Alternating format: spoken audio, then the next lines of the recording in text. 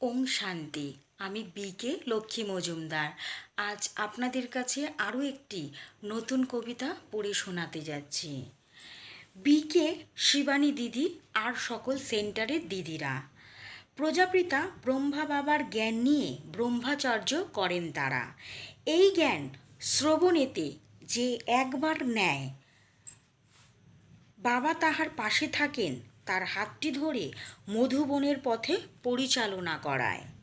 দিদিরা বলেন ভোরবেলায় ঠিক 4টে থেকে 5টা পর্যন্ত 1 ঘন্টা ব্রহ্মচর্য হয়। এই সময় বাবা আমাদের ঈশ্বরীয় জ্ঞানের বার্তা শুনিয়ে যায়।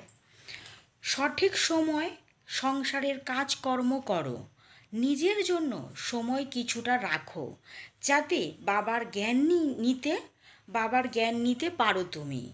এই প্রতিজ্ঞা করো, সবাই তো তোমার নিজের ঘরের লোক, মৃত্যুকালে কেউ যাবে না তোমার সঙ্গে, বাবার জ্ঞান নিয়ে যাবে, শিক্ষা পাবে নবদিগন্তের।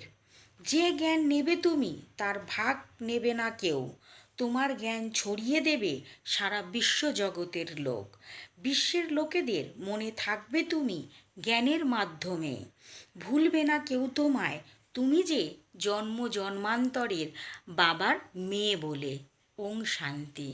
ওং শান্তি সকল বন্ধুদের, সকল দর্শকদের, সকল সেন্টারের দিদিদের ও দাদাদের জানাই আমার আন্তরিক প্রীতি শুভেচ্ছা।